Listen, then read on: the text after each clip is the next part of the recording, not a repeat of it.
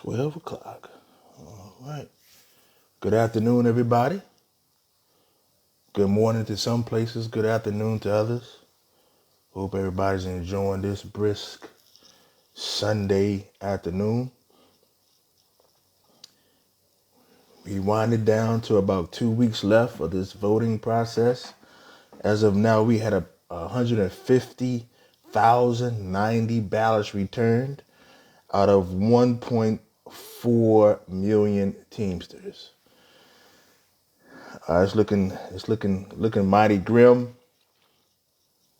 So I'm hoping that there is an influx of people. Hey Peter, how you doing, brother? I'm hoping that there are a lot of ballots going to be returned here in the next 2 weeks, because that's all we got left is 2 weeks. 2 weeks. Hey Miss Wanda, how you doing? We only got 2 weeks left, and right now the message is not good for the working class people.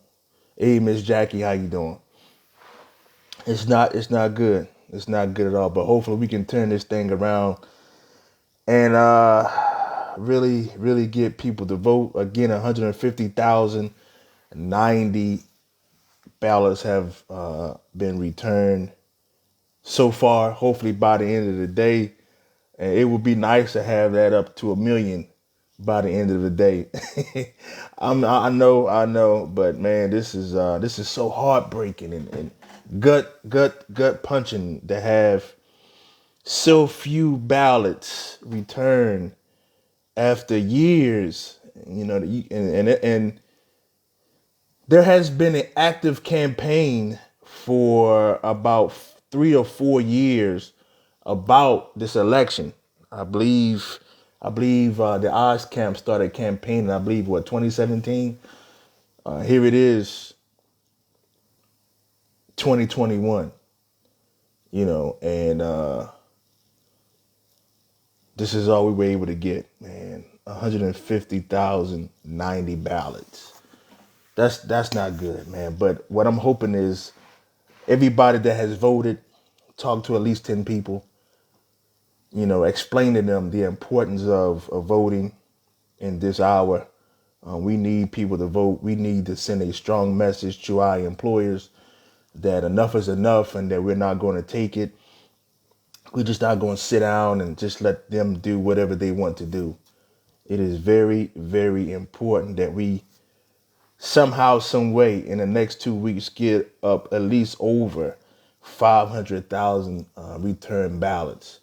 I was hoping to have that by now, but we don't. And there's no use to keep talking about it. But I want to talk today about getting our people that have voted to reach back and get the people who have not voted.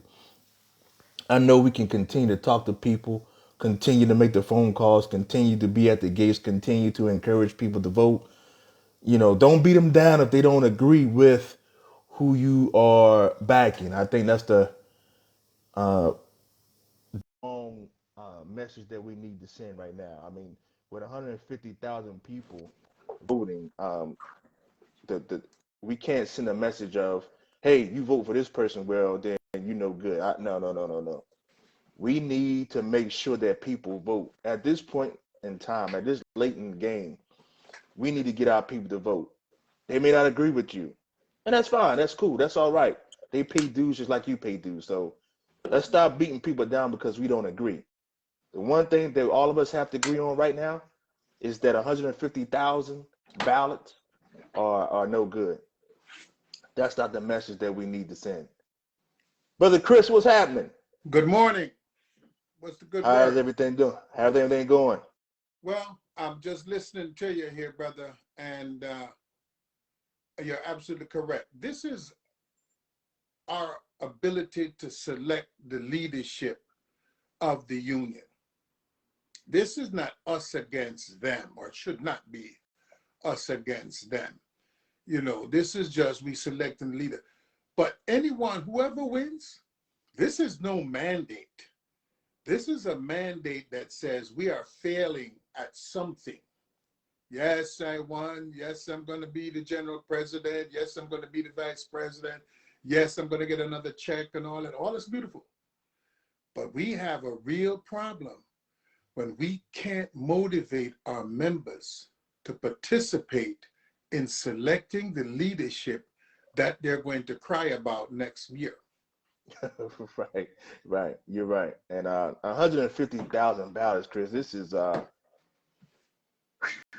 it's heartbreaking It is. because there has been an active campaign for 3 to 4 years. 3 to 4 years, there's been an active campaign about new leadership at the IBT level, and 150 people, and we have to, each person, each teamster, we have to look in the mirror and say, man, what is happening? Why are members so disenfranchised and not engaged enough to vote? Because even, and I'm just talking about UPS. I mean, we talk and we complain about so many issues, but if I'm that mad about it, that upset about it, then why don't I see a big rise in numbers? Were we okay with it? Are we okay with all some of the stuff that we're complaining about? Is that Right. what we're saying? Well, that is a real question, right? The real question is, are we really upset? Are only some of us upset? But 1.3 million, there are less voters so far, and will the outcome, that the magic outcome, there'll be less voters than people employed by UPS. All right. All right, which means that uh, car haul, freight, brewery, dairy, warehouses, all these railroads, all these people abdicated any participation. And my advice to, because the union, whoever wins this election is going to have to embark on a very militant ride forward when you think of what's being faced in terms of voter suppression, in terms of these gerrymandering, in terms of not being able to pass legislation that gives us paid family medical leave. I mean, just think about this. So the union is, it actually shows us why we need to start to get a ship for ourselves and get off of this Democratic Party ship, because it seems to me, and I'm going to be very clear about this, that there is an agreement amongst the ruling elite that owns both parties that the workers don't deserve to have paid medical leave, that the workers don't deserve to have some of the benefits that were being proposed originally, expanded Medicare, cheaper discount drugs, clean energy, clean air, clean water, So, I mean, either we're going to continue to ride with the boss, Democrat or Republican, or we're going to have to develop our own ship, our own path, and fight our own battles by mobilizing our membership. And I think that's one of the reasons why 1 million people don't participate, because they don't see the answer in Yeah. either one of these. This is just the people at the track making a bet, or, for lack of a better terminology, on who's going to win.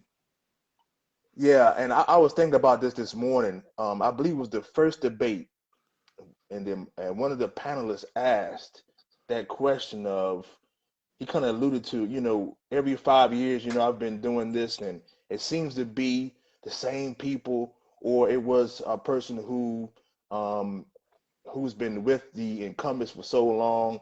Now they want to break off, or say they have broken off and to run for office. And he asked the question, and I'm gonna ask you, why do we keep having the same type people over and over and over again, and not have a brand new ideology, a brand new team, and say, hey, you know what, we've had enough. You guys been in office for 10, 15, 20 years. It's time that we go to a whole new different direction. Because I think that's why the numbers are so low, because it's the same people Yeah, yeah. over Our and members know. over again. Our members know. So part of it is resources. you know, the amount of money required to run for office. Um, so that is a first major hurdle. So it favors people from large locals that are executive officers as opposed to a guy like me that are filing grievances every day and chasing down discipline and so forth. So it favors that group. It favors the large locals. It favors the joint council presidents. Um, but it also says something, because I'm just looking at this and it doesn't seem that diversity means anything in this union. You know, so the fact that there are 5 women running hasn't seemed to, I mean, I guess when they count open the ballots, we'll know. But the uptick that you would think would happen Yeah, because 30 or 40% of our membership are women, I don't see that in these numbers. These numbers look like common numbers from 5 years ago and 10 years ago. But I think that there's going to have to be, and also, to be honest with you, it is about belief. Do we believe that an African American, a Latino, a woman can be the general president, can lead this union, can achieve great things? And if we don't believe that, then, and I'm just looking at how blacks have been behaving throughout this election, then it seems to me that we're not going to be able to move too much further, because the game is already rigged to the ruling elite within our organization. got you, got you. And Yeah. yeah, that bothered me, because when I see the numbers, I always go back to what that gentleman said at the debate when he asked that question about having someone brand new, not affiliated with what's been happening, but has going to have an agenda of what can be. You know, again, I talked to last week. I mentioned it. I mentioned on a show on Wednesday, and shout out to my brother Abraham for doing that show with us on Wednesdays. Man, it's good to see where you can have people who don't agree on everything, because that, like I said, that brother didn't vote for me for election, but we understand that this is bigger than all of us or any of us. It's about fighting the employer, and that's what we need and have to do. You got an echo. That's me. Yeah. Okay.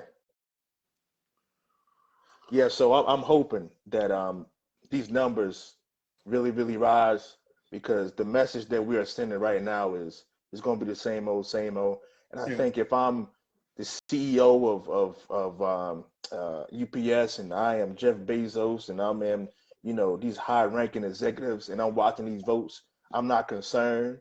I'm not afraid. I'm not anything. It's going to be business as usual. I'm still going to treat my workers as if they don't exist. I'm still going to force them to do what I want them to do. And because we have shown that we're not going to fight back, we have shown that we're not going to participate. Well, we also got to be mindful, because I'm just looking at, they call it Striketober now. I mean, everybody has some fancy name for something, but there's certainly a militancy that's beginning to rise we see it in the UAW, we see it in some of these other unions. And I think that we're going to, don't be surprised that we don't see a similar rise of grassroots activity, creating the militancy that the leaders themselves cannot create, right? I think that there is definitely in America right now a frustration, and that frustration is manifesting itself in many ways. But there's a definitive frustration around the economics of life, having to work all these hours. So yeah, I made $150,000 last year, but I never got to see my kid play baseball. I never got to see my kid at karate class. I didn't see my daughter's recital. I didn't see my child participate in this or that play or what have you like that. And that we're losing family, right? So we have to chase this money to pay bills, i.e. because we have to work all this overtime. And that's what I said when I talked the other day about the worker being 40% behind in wages. The company needs to give up that increase limit the amount of overtime that workers have to work, right? So we can enjoy time with family, because that's why society is breaking down the way it's breaking down, right? And at the same time, hire more people, right? So if I didn't have to work 60 hours and I only had to work 20 hours, of overtime, right? So I'm working all, then we would hire more people. You would still deliver your products. You would still get the stuff done, but we would have more time with family. And I'm telling you, we're on the crux of a very militant upheaval, and labor is not leading its component of it. And that's what's sad. So whoever wins this election is going to have to deal with, how do we start to influence and motivate and move our members towards the militancy that they deserve to have on their behalf. You know what I'm saying? And not just rhetoric militancy, meaningful militancy. And that comes in dealing with marching about the issue of voter suppression, marching against police brutality, marching against the violence in the working class communities, particularly in our community, where we seem so willing to kill each other each and every day. Labor has to become that leader. And if that don't happen, there's going to be a very chaotic uprising that's going to take place. I agree. And like you said, something that you said just now is, I think, whoever wins, that militancy is going to have to come, the way I see it, especially with these numbers, it's going to have to come from the rank and file. Those members are going to have to really, really, really get involved and have an agenda. And also, whoever wins with these numbers, I think before we could talk about Amazon, before we could talk about the Walmarts, before we could talk about fighting UPS, we're going to have to, fix our house. We're going to have to find out why out of 1.4 million Teamsters, only 200,000 people, 250,000 people voting. We're going to have to figure that out, because you can't fight anybody if your house is tore down. Yeah. It's just not, it's not going to happen. I think they'll be lucky to get to 200,000, because, they'll be very lucky to get to that number. And that's why I hope that when this is over, the winner embraces the loser and start to build a unified, a genuine movement forward in which we recognize. I thought that I don't know how you go into a UPS negotiations and not have Local 89 present. I don't want to say Zuckerman, because Zuckerman is just the leader today, but a local of that magnitude, I don't know how you go into negotiations and they're not present. I don't know how you go into do things where there are voices that are unheard each and every day, right? And so that we are going to have to deal with why are these outside forces, and I consider TDU to be outside forces only for the reason that their leadership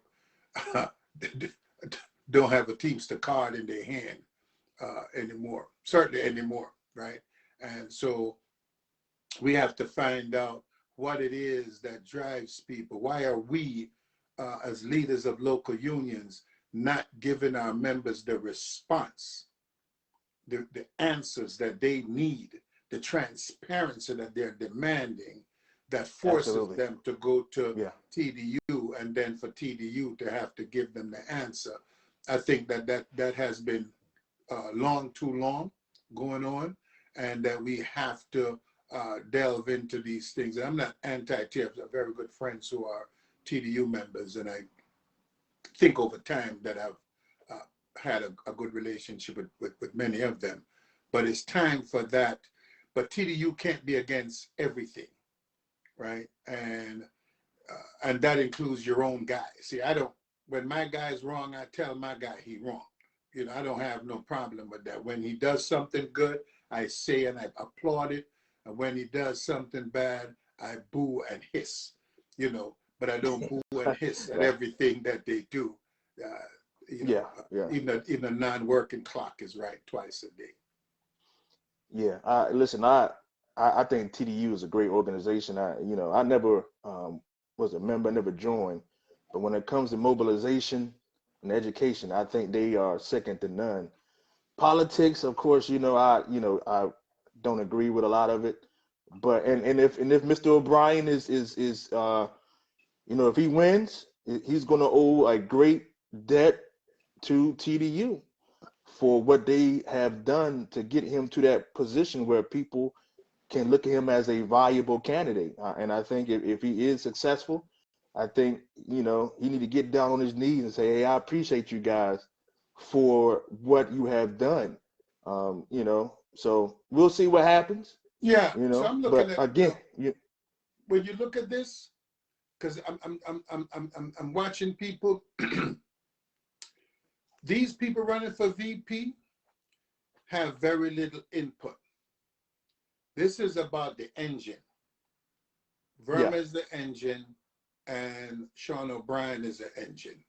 And like I said, whatever my personal feelings are, I had personal feelings when it came to James P. Hoffa, and I was very vocal and very overt about that. And but when there was a call that the Teamsters had, we responded to that call because our arguments are internal.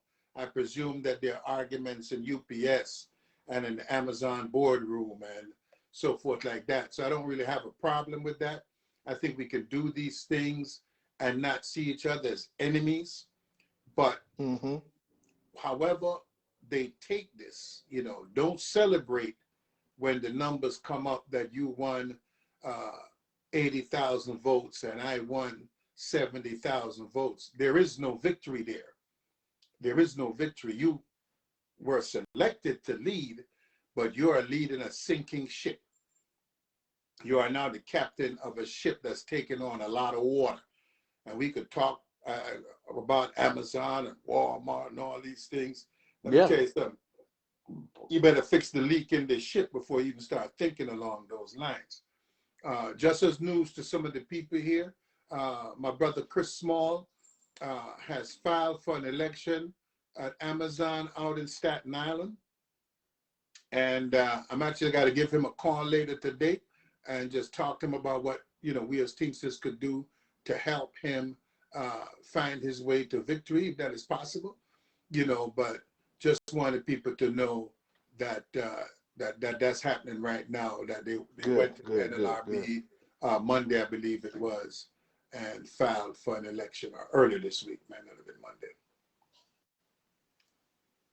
Good. So, and again, whatever that brother needs, we got to help him because, listen, Amazon is the big boys on the block now. They in everything, movies, grocery, warehouse, logistics.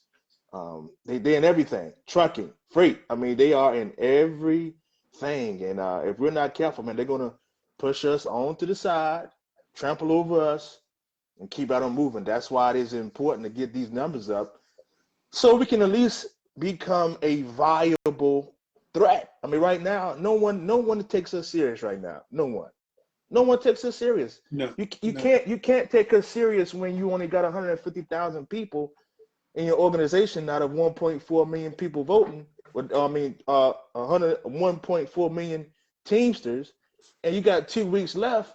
Now, not unless something's going to happen in the next 2 weeks. I'm hoping, I'm praying that it will, because this is not what I was hoping to see, especially when you have had an active campaign for new leadership for 3 to 4 years. Yeah. That to me is just like what more needs to be done? What more can we do to get our members more involved? And me, I know our members are not happy with these last 2 UPS contracts. I know they're not happy. But why they're not voting? Right. If I'm not happy about something, you're gonna know. You should You're be going to voting. know. Yeah. So I think that even with all of the, if you really look at all of the campaign material, all of the campaign material is basically looking backwards and talking about promises that not even the members believe those promises are real, right? But nobody's talking in terms of programmatic, laying down the bricks to build. Nobody's organizing Amazon in the next 3 years, okay? A victory in Staten Island is going to lead to a long battle to get a first contract because the laws are set up and designed against the union. So when we should be fighting now and pushing for the PRO Act and all these different things like that, fighting against, you know, voter suppression, fighting against this gerrymandering, so we look at these things, but without these other pieces, all of the laws benefit the corporation. So how do you defeat the corporation when the corporation has the economic wherewithal and the law on their side? And the workers understand this. Don't think the workers ain't stupid. The workers understand this, right? So the workers are looking and thinking, listen, man, we just holding on. I'm just putting on this life vest, man, and hoping that, you know, I get to the other side before too much water get on this ship. We have been on a sinking ship, and people blaming Jimmy Hoffa. We were on a sinking ship. There's a gentleman named Ernest Calloway who organized the Red Caps, who went to work for Local 688 in St. Louis with a gentleman named Harold Gibbons, some of the foremost brilliant trade union minds that have ever walked in these grounds, hallowed grounds we call Teamsters. And Ernest Calloway saw the stagnation in 1966, right? He saw the stagnation from 1966 and said, yo, we got problems, right? But we were still, you know, making money. We still had freight running. We still had things going. So we can't see, we have no foresighted leadership. Doc James, who was the second chairman of the Teamsters National Black Caucus, flies into Memphis when Jackie Presser was general president, sees this little upstart called FedEx and says to Presser, yo, UPS got a competitor, we need to organize them. And Jackie Presser says, small potatoes. Well, now it's a big goddamn potato. So we have been slow at everything. We are not dynamic, right? We're not Muhammad Ali. We're not floating like butterflies and stinging like bees. We are plodding around like pigs, slow and easy to make pork chops out of. We're not even like feral pigs, right? That are fast and dangerous. You know, we just like farm pigs, you know. Yeah. Man, it's disheartening, brother. It's disheartening, man, because again, we've seen an active campaign for 3 to 4 years. The voters are not coming out. And in my mind, you start to think of why people not voting. I mean, what is the issue? Then you start thinking about, okay, whoever gets in, how are they going to change this around?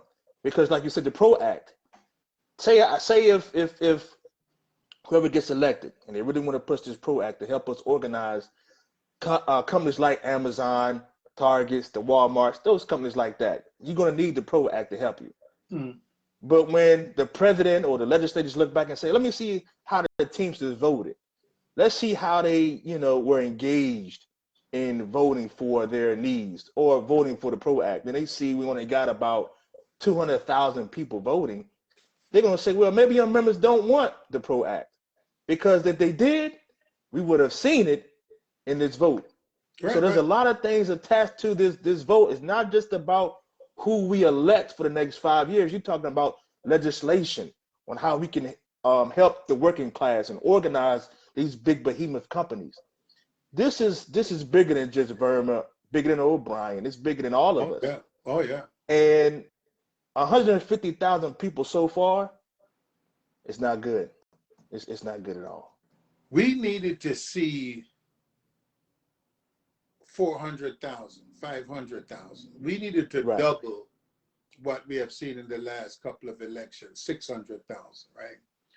Maybe I mean, certainly I knew that a million was a dream, but I felt that if we aimed, we could have fell on the moon. We didn't fall on the moon. We we fell in the Hudson River. You know what I mean? We didn't get far. Um, the work starts when this election is over. Uh, like I said, nobody should take this as a victory. Nobody should be humping and pumping up their fists about anything. But they need to go on a listening tour. And I think a part of it is that we've been talking to our members. We haven't been listening to our members. And I think they need to go on a listening tour and go Yeah, to absolutely. each joint council and meet not just with the officers, they're all the same. They need to meet with the rank and file members come to New York and have a meeting where just rank and file members come to the meeting and let the members talk to them, tell them what's on your mind, what's your problem. You know what I'm saying? Because the disconnect is also at the local union. I mean, Yeah. People blaming Jimmy Hoffa or whatever, but this disconnect been there for a long time, way before Jimmy took place. I mean, in 1991, we only had 300 and something thousand people vote. That was our high water mark in the first election, which should have been something that was exciting. You know what I'm saying? That we got. Yeah. Yeah. So we need to talk. We need to have our members talk to us and tell us what it is that they're looking for, what is the direction that they're looking for. But you see, also the members who are happy, who think everything is cool, they're not coming to no meeting to even say, yo, I'm good. You know what I'm saying? So we only hear the crying. We don't hear any of the other side. And I don't believe they're all happy. Certainly there are a bunch of members who are doing well and they, but when they look at what they need to do to give their families the life that the family want to have, they're sacrificing their own time, right? So the wife went to this and the wife went to that. That's why we see all these ball players. They say, hey, mom. Nobody says, hey, dad, because for those whose dad was Right. in the house, he was busy delivering a package to pay the bills, So we need to rebalance. We need to recalibrate societally. And it's a big picture thing that I hope they understand. It's something that you said that brought this back to my memory. When you're well-to-do, sometimes you won't come out to the meetings. You won't come out. When you're making $100,000-$200,000, driving fancy car and got a nice house, and you're not going to come out to the meetings. It's something that my previous president said. He said, you're not going to get UPS workers to come out too much because they make the top money. Benefits are good. They live in these lavish houses, drive these lavish cars, and unless it affect them personally, they're not going to come out. So then I went to DC this past Friday, and I heard the same message about a lot. The reason why the numbers are so low is because a lot of number one, a lot of these people don't know who these guys are running for office. They That's don't even true. know them. That is true. All they know is the local, and that's That the is true. majority of the Teamsters. They only know is the people in the local. They never seen Verma. They never even heard of O'Brien or Verma. They don't know it, none of these people. So all they know is their local leadership. Now, the national people, UPS Freight and people like that, they're upset because of the last two contracts. Very understandable. They're upset. So you're not going to get a large turnout because people just don't know them. But you do expect, especially what we've been hearing for the last 10 years, you do expect more people to vote because you were mad that the contracts were forced on you. You were mad about the 22-4. You were mad about the team care. You were mad about the one-punch rule. You were upset that they forced it on you. but yet there is nothing that shows that you were upset. If I'm looking at the number, I don't know if you're upset or not. Right. So one of the things that I tell people within my local union, don't listen to people who tell you how the union ain't no good. Mm. Guys sit around, in the shop, in the locker room, and they talk smack, right? So the conversation about the Mets, the Jets, the Eagles, the Phillies, the World Series, Lakers, all these different things like that. We don't know each other on a personal level. So we can't talk about how's your kid doing in school, or, I heard your daughter went on to college. How's she doing? We don't know each other like that, right? So after all of that sports talk, the only other thing we have in common is the union, right? So the union sucks and the company ain't no good. That's the dynamics of the conversation. So the conversations, even in the locker room, are not real, right? They're really built around we have nothing else to say to each other, right? I'm talking to one of my stewards, and he said, well, Chris, you should have called all the stewards together. And I says, hey, man, did you guys watch the debates? He goes, no, ain't nobody going to watch the debates. I said, then what were we gathering together to talk about when you don't know any of the people, didn't listen to the debates, couldn't formulate any ideology? You know what I'm saying? What were we going to meet? Meet so that the election officer, somebody could file charges against me? No, Right. I promote voting, and I tell my members, we want to turn the vote out. I don't care who you vote for. I said, I care who you vote for, but not more than I care about you voting, right? You voting, yes. And that's the most important thing, because I don't have and I have people that I have serious disagreements with, but they're not my enemy, because we're all on the same ship, and the ship has a big hole in the hull. And since there is no other ships in sight, we all have to get a bucket and start bailing, right? When we get to land, the promised land being we defeated the capitalist bosses and took over America, then we can start fighting each other. But right now, man, just grab a bucket and bail, right? Because that's where we are. And it's unfortunate. It's unfortunate that we have allowed ourselves as a union, and this is not just the Teamsters alone, so I don't want to just say Teamsters. We have allowed ourselves to get to this point where 1 million members feel so disaffected that they don't even know who we are, right? I tell you, we used to have a Christmas party for our stewards every year. And no knock to I like my joint council president, not the current joint council president, but the previous joint council president. And every time I invited him to come, he always had a reason why I couldn't make it. But I was trying to make a connection. Hey, there's locals, joint council, this is the joint council president. You should know him. Come and say a couple of words. Our members don't know the structure.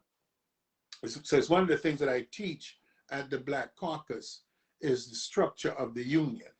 Old structure, new structure, the differences between those structures and the outcomes, right? But that's what we have to do. We got to go back to this internal organizing of rebuilding this union from the bottom up, brick by brick, all over again. Mm-hmm. Yeah, let me ask you this hypothetical question. You've been around 32 years. This is just, we're coming up on 2 years here in our leadership. So I'm going to lean on your experience on this. So let's just say the election is over tomorrow and Chris Silvera has won. You're looking at the vote count and you see that we have less voter participation than we had the previous 5 years. What is Chris Silvera going to do as a general president to make sure that this does not happen again? What is Chris Silvera doing? So I think that the general president, anybody that ever listened to my first video would hear me say this from back then. I knew this outcome was going to be what it was. That we had to go, the general president annually has to make trips to every joint council and meet with the rank and file in that joint council and to meet with the leadership of that joint council. And that should be the first thing he did, and it should happen every year. The second thing they need to do is to have a pre-convention in which members who have concerns can come to that convention, to the pre-convention. They're not delegates, so they come to a pre-convention and speak about what they see going on, what their suggestions are. You know, we need to start to listen to our members more closely before we start to develop strategies for going forward. So they elected me tomorrow. My first thing is I would take a tour around this country. I wouldn't want to know what was happening in that building, because ain't nothing happening in that building that can help us. The answer's in the street. And the first thing I would do is take it to the street. I agree. The answers are in the street. They're in the buildings where your members work.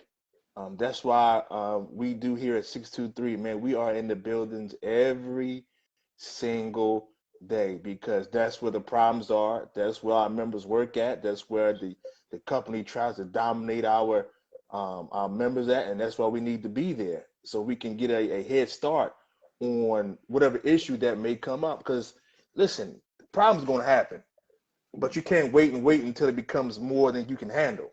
And I think what has happened with the Teamsters, we have allowed this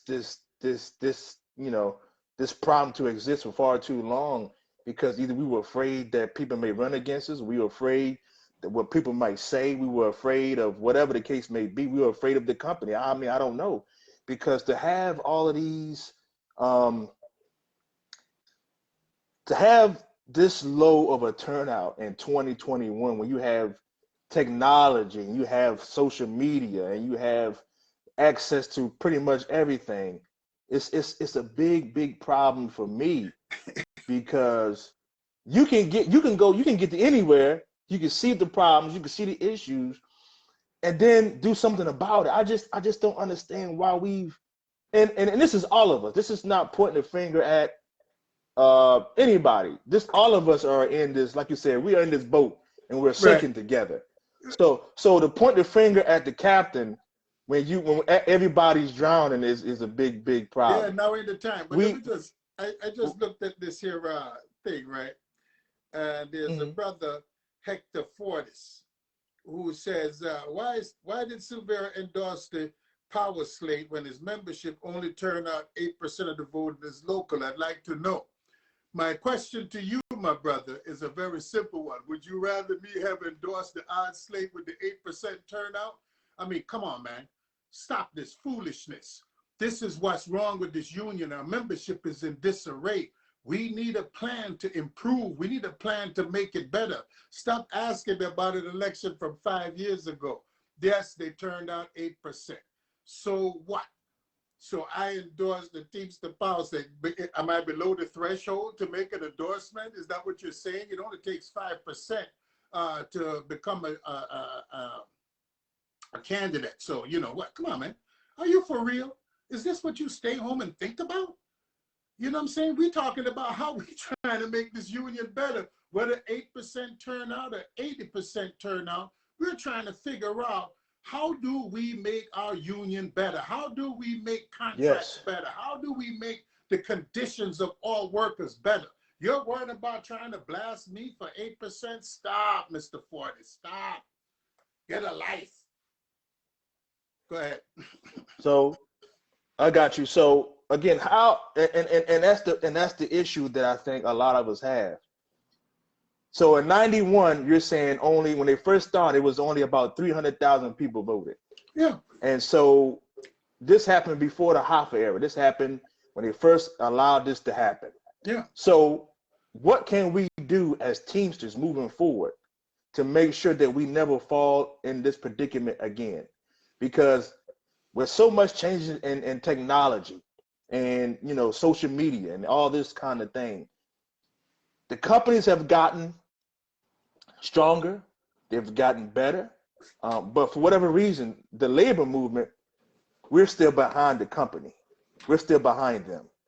For whatever reason, we make them all these profits, we make them all this money, but for whatever reason, we have not figured out how to grow as they grow, achieve when they achieve. It's not just about pension contributions. It's not just about, making all this money. You know, like you said, we making all this money, but we only got 150,000 people voted. That's not a victory. There's no victory. You can't get the PRO Act passed because you don't have the membership to back you up when you're trying to fight for the PRO Act. Yeah, you can go home to your 3-story house, 2-car garage, and all that stuff, go to the game, you know, and that's good. You earned that. You work for that. But what about your kids, your grandkids, when they trying to fight for, organizing who it may be something bigger and something crazier than Amazon when they come along. Yeah. What's going to be in place when that happens? Are we still going to be voting in this low voter turnout? Yeah.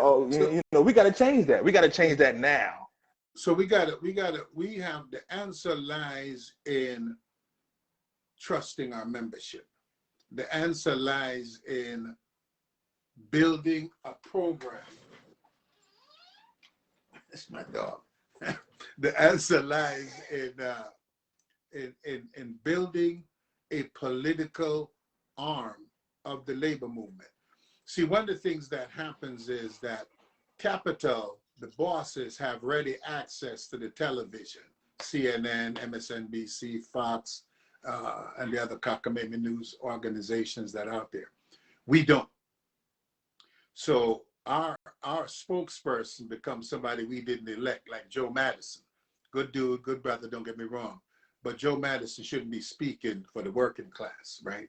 So we have to start to build where we have a space on Sirius XM, where we have a space on cable TV. I would spend very little money on political candidates and spend my money on communicating with my members and the working class, in which we are responding each and every day. You can't wait for them to hear Fox, MSNBC, and all these other guys tell them what the answers are, and you come out with a magazine a month later, 2 months later. I think the magazine come out every 2 or 3 months now. I'm not too sure. Mm-hmm. And with the answer there, and there's no answer there. It's all puff and fluff, right? So our magazine needs to be more analytic, right? And we need to have quick response time. So we need to have 2 hours a day on Sirius XM. We need to have 2 hours a day on some cable outlet where we can talk. I mean, we have this brother, I think his name is Richard. You were on his show out in Ohio. He out in Ohio. You were on his show, I think maybe last year when you first got elected. He was a Teamster, and he's got a little. I think he comes on. Rick Smith. Rick Smith. Now, how Rick Smith on TV and the International Brotherhood of Teamsters ain't? You understand the point I'm saying? So we doing something. We spending our money with Democrats and Republicans. We not spending our money on what we need to be doing, which is communicating. Rick doing some serious stuff. People need to tune in to Rick. Yeah, I actually reached out to him, I think earlier last week, and I said, hey man, is there a way that you can promote this, IBT election on his show? And he said he would, because these numbers are low. Yeah. Low. And I asked him, I actually reached out to him and said, hey, can you do this? Because man, we are in trouble. We are in some serious trouble. Yeah, you have people that, cats that's the resident critics, they're computer critics, they're keyboard critics, and they criticize everything. They got time to look up all kind of stuff on the thing, you know what I'm saying? I'm busy negotiating contracts, you know what I'm saying? So come to my members and find out what we have achieved for them over the years that I've been in office, and stop all this here foolishness that you're talking about. We got a record, you know what I'm saying? You don't stay in office for 32 years not delivering something to your members, not at the local level, you know what I'm saying? So stop with this kind of, you don't know me, I don't know you, you know what I'm saying? I try to reach out. I've been to Philly, twice? Right? I've been to Philly twice. I think about 2 or 3 times. 2 or 3 times. Yeah. 3. And then we did it for the district council, because you made a call to help them, and we were there. You know what I'm saying? I've been all over this country on different people's picket lines, you know what I'm saying? So My work is solid, brother. You know what I'm saying? So I don't have no apology to you or nobody else. You know what I'm saying? We know what we have achieved in our time. Hopefully one day you'll achieve some of that in your time. You know what I'm saying? But if you don't, like I don't criticize Joe Frazier. I don't criticize people who actually got in the ring because I wasn't in the ring. You know what I'm saying? Let them criticize themselves because I wasn't there. So if you weren't in the ring, save it for somebody else. We ring masters. We in the ring every day duking it out with these companies. If you're not doing that, I don't want to hear nothing you got to say. Stop it. Well, I think social media and has turned a lot of people off from this whole process, because you can see the comments of people saying, well, this is why people don't vote. This is why people don't come out, because we take a lot of time, fighting each other, and I see it, people, and that's fine. It's America. It's free speech, something that I forgot who said it, but it said, you never have to go to every party that you're invited to, and when they start talking this stuff on social media, I just look at it and I just respond, and we fight in the company, man. Keep scrolling. Half these people, I don't even know, never even met them. No love lost. I get it. We want our candidates that we choose to win, and there's nothing wrong with that. But I refuse to let the company know, because they always watching. I refuse to let them know that my guys, or my focus is not on stopping them from dominating my members here at 623. I don't care what people say. Hooker, you this, you're right. Whatever you want me to be, I'm that. I'm that. I'm not gonna go back and forth with you on social media, but because my focus is on UPS and Greyhound, and making sure that we grow this union. That's my focus. I could be whatever. Listen, I agree with you. That's it. I'm a bum.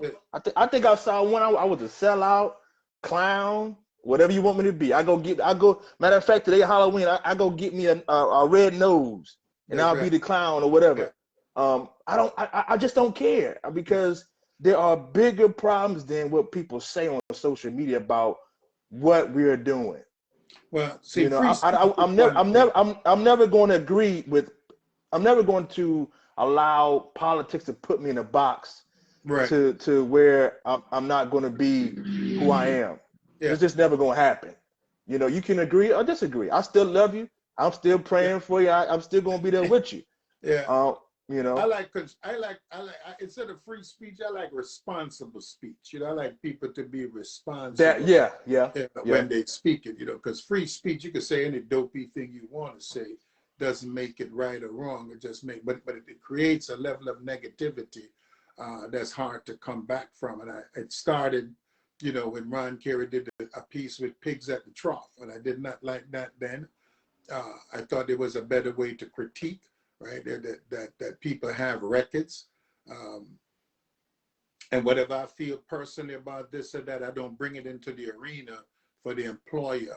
And I go back, at one point, I remember my business agent at the time, the union was in an uproar, and this is before I took over the union, and came into the yard, and the members attacked the business agent in the middle of the yard, just hooting and carrying on and just cussing and carrying on and what have you. And the big bosses was in the office looking out at this thing. So I drive up and see this commotion, man. I went, what's going on? Oh yeah, man, F this, F that. I said, excuse me, let's go on up in here into the building, our side, and close the door and have this discussion rather than having the boss look out and see this. You understand the point I'm saying? So I look at things. I don't have to like people. When the brother had his struggle with Republic Waste up there in Boston, I sent him money. I sent the members. I sent money from local aid away. I didn't go, oh, I don't like him, so therefore, no, I don't have to like you. Right, absolutely. It's about there you go. Right, the working class. You know what I'm saying? So we have to become more mature in how we go about critiquing who we like, who we don't like, And if you're going to have criticism, don't be afraid to critique the people you support.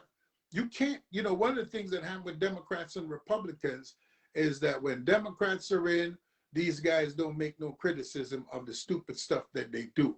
When Republicans are in, these guys don't make no criticism of what they do. We need to be able to honestly look at things and criticize them in meaningful ways for the betterment of the country, for the betterment of the working class. And if we're not willing to do that, then we're going to find ourselves sliding down and sucking up the tail gas of Bezos's next spaceship. I didn't want to call it a slave ship, but it might become that if they're not careful. So people need to wake up, and people need to become very conscious of people who are making $50 million an hour. This is what I mean. I saw something where what's his name? The Tesla guy there, Elon Musk, was making some crazy millions every hour. Every hour. Do people understand what this means? You know what I'm saying? Yeah. So, not to begrudge them their money. I just want to tax it. I want them to make the money. I just want to be able to tax it so we can do things for the rest of the working class that's not making that kind of money per hour. But I don't really have no time. I'm with you on that.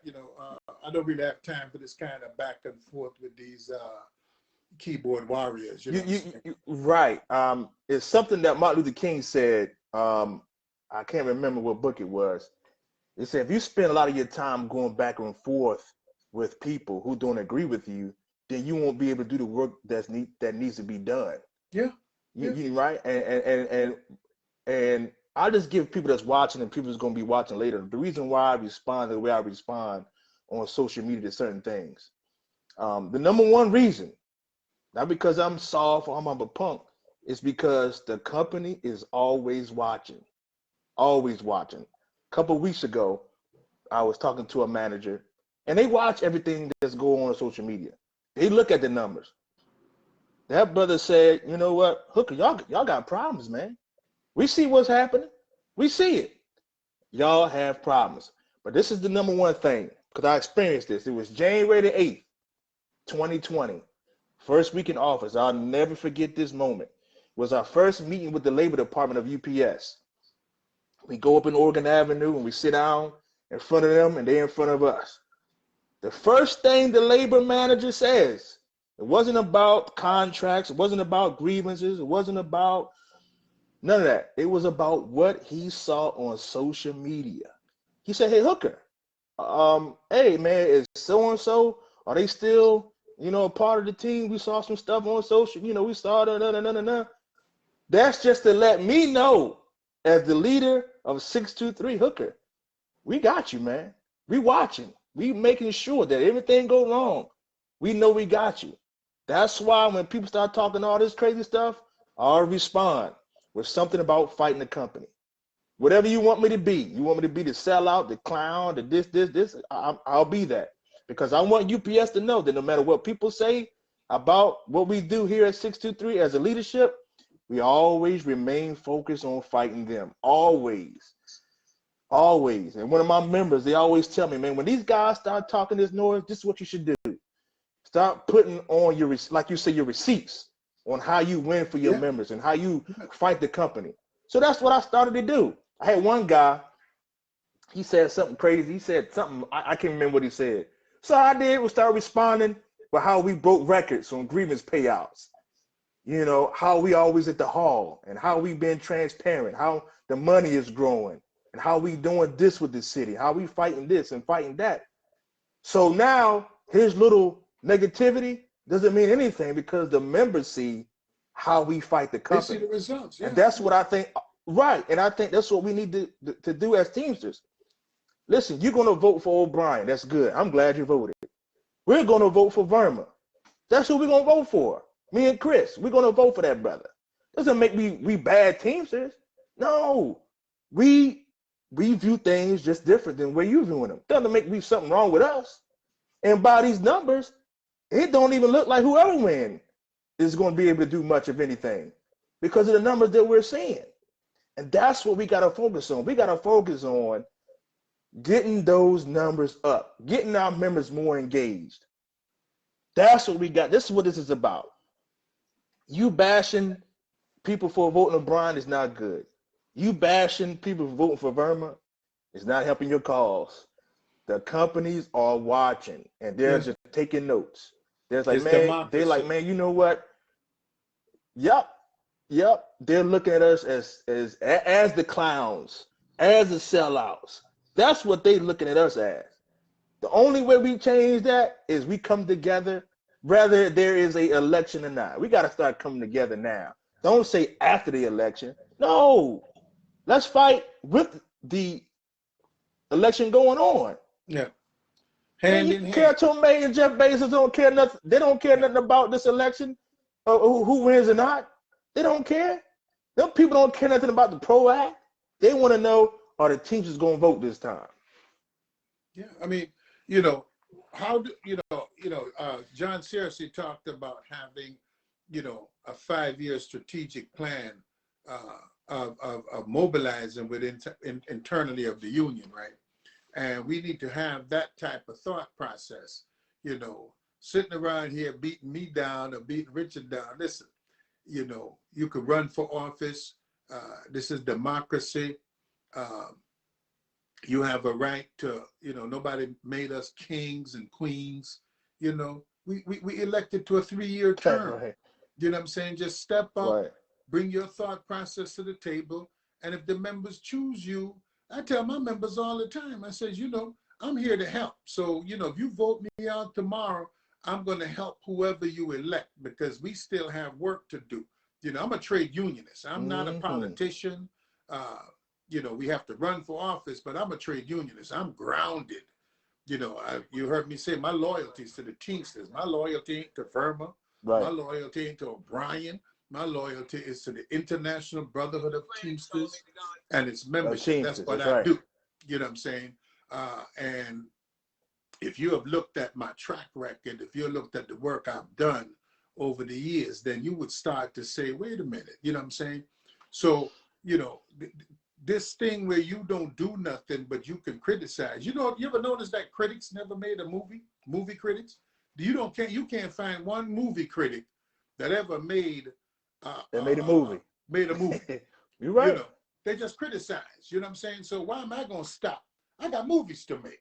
You know what I'm saying? My members were waiting for me to produce the next outcome.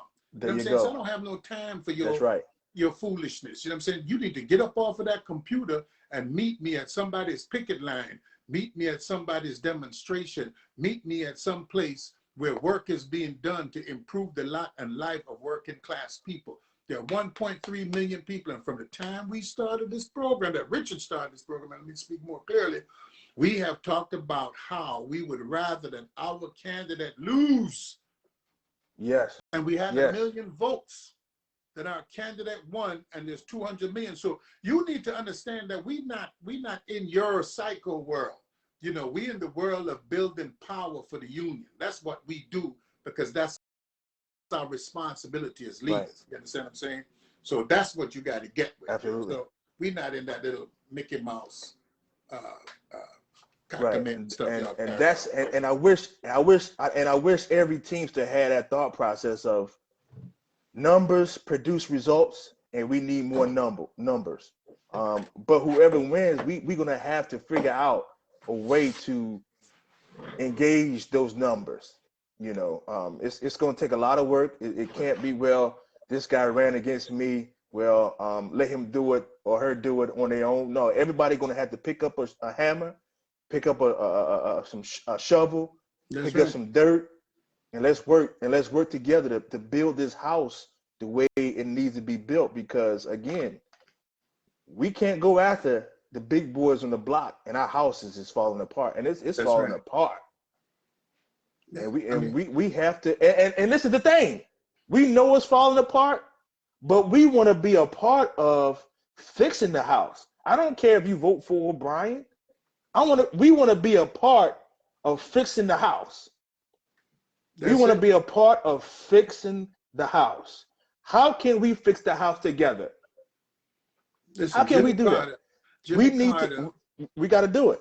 Yeah, sorry to interrupt you, but Jimmy Carter, when he was no longer president of the United States, went hooked up with Habitat for Humanity and started building houses for Mm-hmm. people. You understand what I'm saying? So this is what we doing. We trying to fix something. We ain't trying to. I have no interest in tearing anyone down. I have my criticisms of people's behavior. They say they have changed. I'm not a believer but they might prove me wrong. I've been proven wrong before on different things. I don't have no squawk about that. If they prove me wrong, I'm in love. You know what I'm saying? So I don't have no Right. problem about Absolutely that. right. I want them to change. I want them to improve themselves, you know, uh, because the behavior of the past and this goes to all of y'all watching. I saw Jimmy Hoffa do it and what have you like that. They walked out on Tom Leadham. They walked out on Sandy Pope. They walked out on Tim Sylvester and them. I don't like that. I never walked out. I could stand there and listen and hear what they have to say and listen to their thought process and what have you. You know what I'm saying?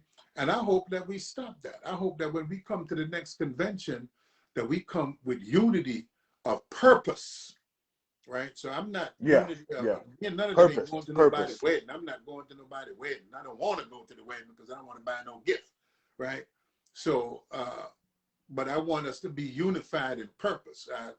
Most most years when they had the Unity Conference, I never went to the Unity Conference because the first couple that I went to, I did not see any unity. Certainly, there was no unity for people that looked like me.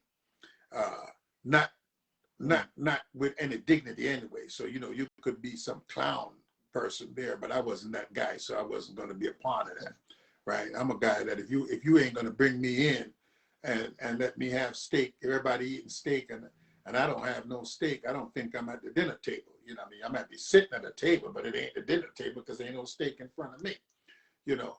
And so I didn't bother going to that, but I'm hoping that younger heads and different people coming in, whoever win, are going to change that, But there's also another piece of this low vote count thing, is that it's actually giving energy to people who want to go back to delegate votes at the convention. You see, now because of one person, one vote, they had to increase diversity of these slates. If they go back to delegate votes, a lot of these blacks are going to disappear because they're not going to need them. Because if you go to the convention, you can see what our numbers look like as blacks and Latinos at the convention compared to the dominant group. Right. And there have been a body for the last two conventions that have talked about going back to delegate voting because this is so expensive and blah, blah, blah, blah, blah. So when you're not voting, you're actually giving energy to this side of the fence that want to go back to the good old days. Yeah, I hope that never happens, man. I heard that too, but I hope that never happens because even though I know even though I know the numbers are low, I still want people to be able to use their voice.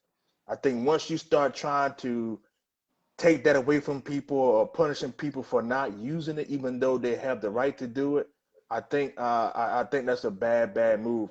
That's one of the things I never was too keen with people who try to forcibly tell you how to do certain things when it comes to your vote or your voice.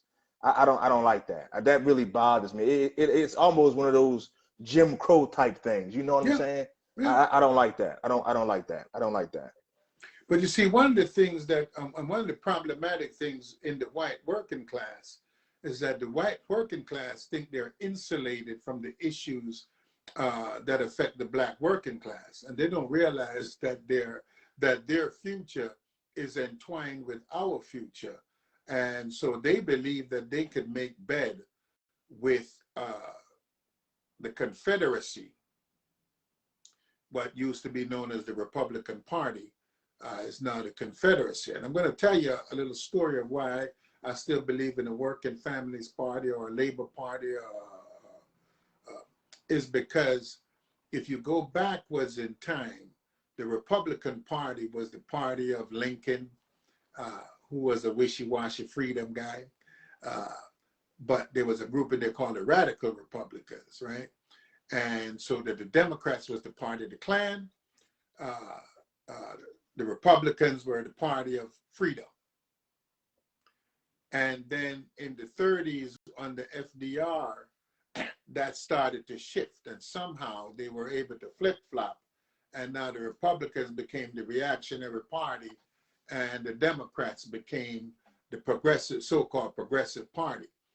And they could flip-flop again, right? Because we're watching this thing in America with Sinema and Manchin and what have you, who believe that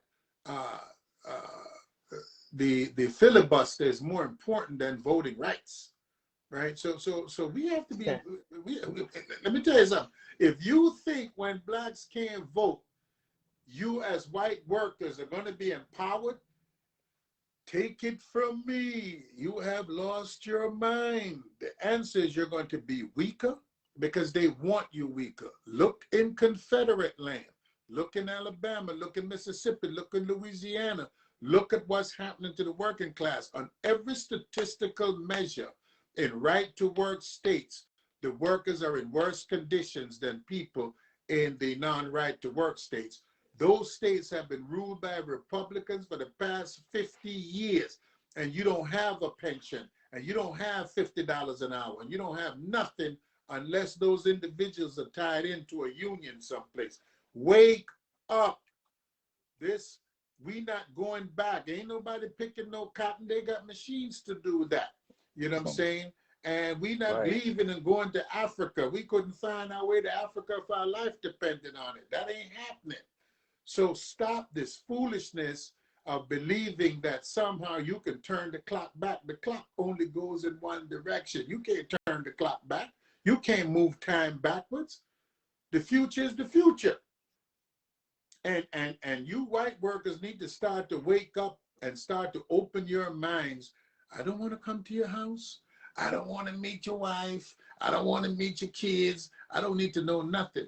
What we're talking about is working class issues in the workplace, the conditions of the workplace. That's what we're dealing with. So, we need to become very clear about what our struggles are. Didn't mean to rant like that, but. No, that's all good. So the number to call if you have not received a ballot or you misplaced your ballot, or if you got your ballot and it's ripped or you can't, the envelope is jacked up, is 844-428-8683. All right. So 844-428-8683. Please, please, please, please vote. It is very, very, very important. This is it. This is not just about Verma or Sean O'Brien. This is about the PRO Act. This is about Amazon. This is about Walmart. This is about voting rights issues in your community. This is voting rights. This is what this is about. If we don't come out, listen, 150,000 ballots, man, that's all we got. We should be so angered at that number that we should reach back, talk to 10 people. Did you vote? Did you vote? Give them the number. Tell them to call to get another ballot. If they misplaced it, tell them to call. We got to get our people to vote. It is very, very, very important. Please vote. It's important to O'Brien. Please vote. It's important to Verma. Yes. It's important to whichever state wins this election or combination of candidates that win this election, that those numbers look better than they look right now. Very anemic. We have work to do. And when whoever land at the table, no time for party, just get to work. Let's start talking to our members. Let's start having our members talk to us. Let's start building a movement. We're very good at the business part of the union, and there is a business side of the union, but we are failing in the movement, right? And we need to build movements. Get out here and look up this book, Mobilizing in Our Own Name. Buy the book, See what you can do as rank and filers. Look at what the John Deere workers are pushing the union to do things the union didn't want to do, right? But that's what happens when 98% of the membership participate, not 20% and 30%. There you go. You know, so you know, we all have work to do. There are none of us here. We have all fallen short of the glory of the union, right? All of us, right? We all have better to do, more to do.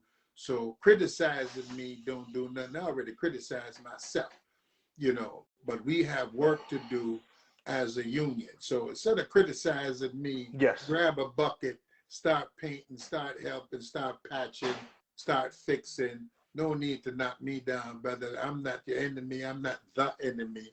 You know, take your energies to the employer and put it there on the employer. That's then you really start impressing me.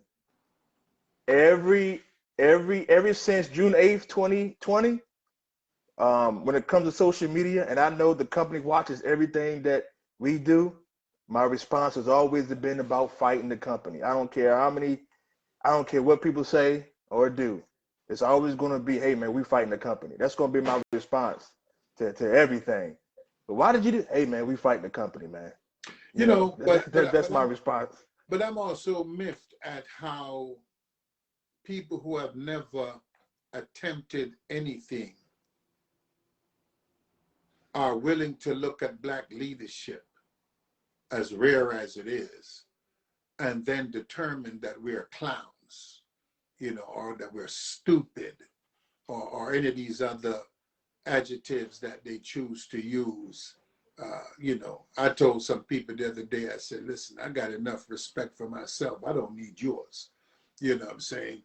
But it is, you know, you know, you can hear in the casting the underlying racial undertone, overtone, in which they choose to speak to us as Black leaders. And I don't hear them casting that around about anybody else, right? So they might not like Jimmy Hoffa, but I don't hear them calling him a clown, right? He's not a clown.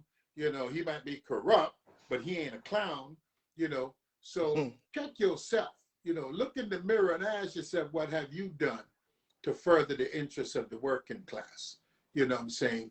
Blacks have been a part of this union all the way back into the colonial period. Before they even know the word unions, just call them guilds. Okay? So we have been a part of the labor movement. We didn't arrive with Martin Luther King.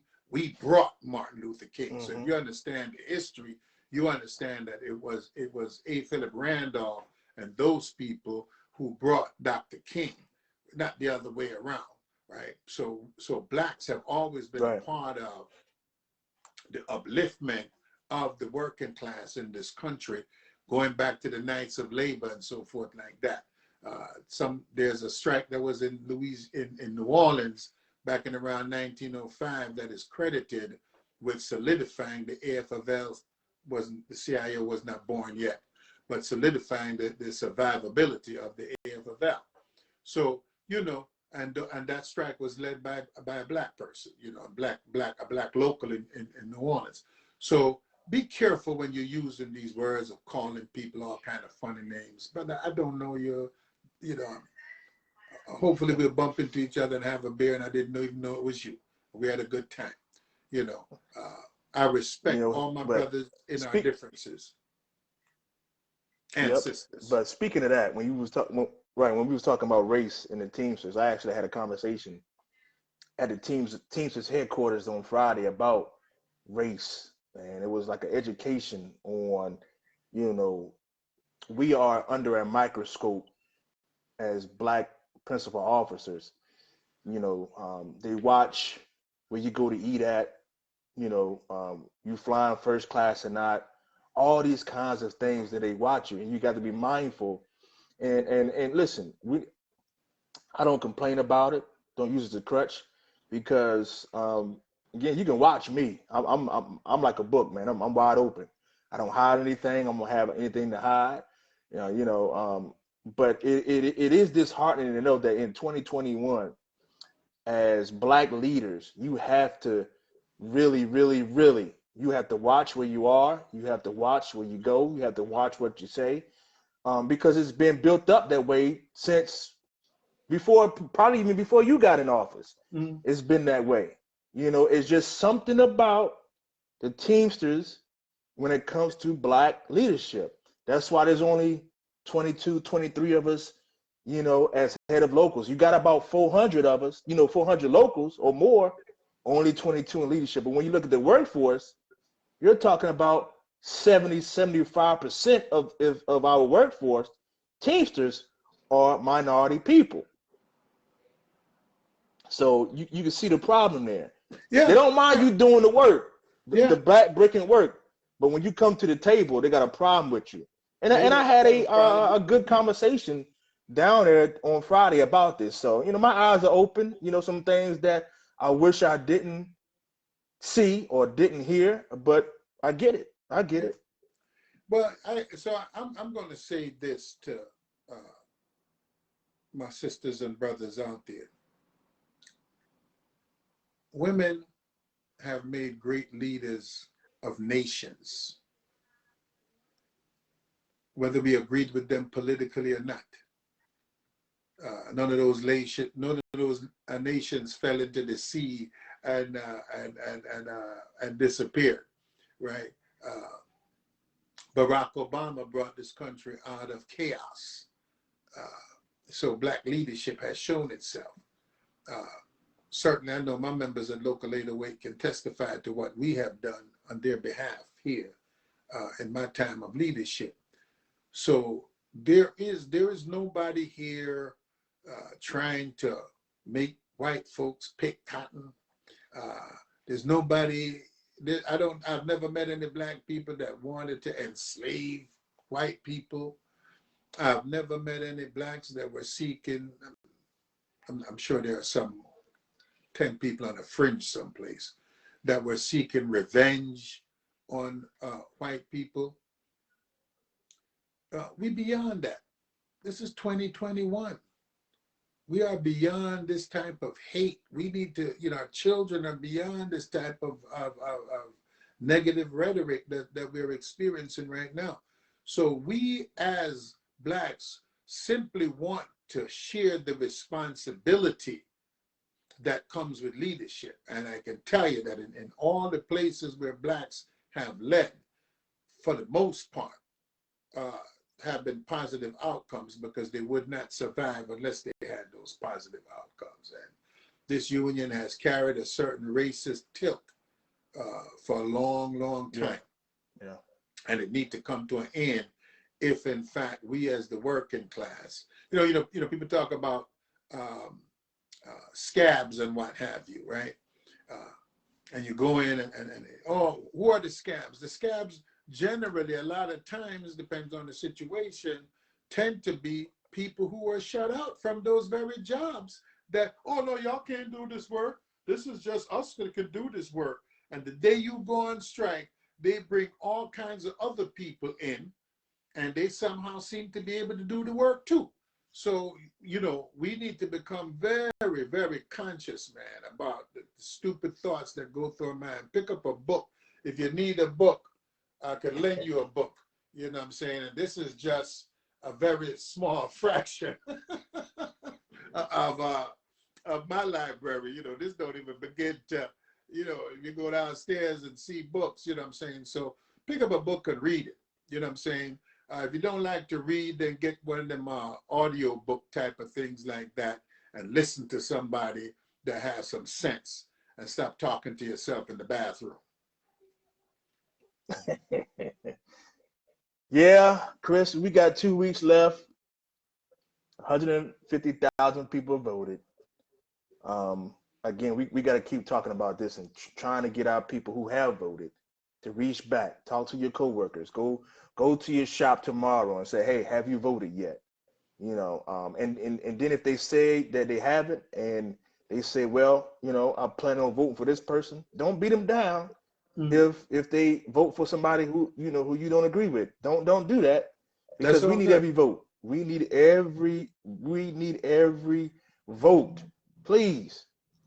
Don't beat people down because they don't agree with who you voting for. That's not what this is about. You'll never find a post or a video or a recording of me saying that I beat somebody down for voting for Sean O'Brien. You won't find that anywhere because I'm glad that you voted. I am glad that you voted. I'm not here to tell you that you are a bum or something's wrong with you for voting for him.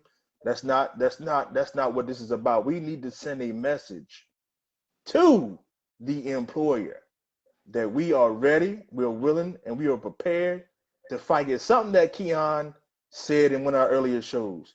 He said that the vote shows that we are willing to come take it if you don't give it to us. That's right. I'm gonna say it again.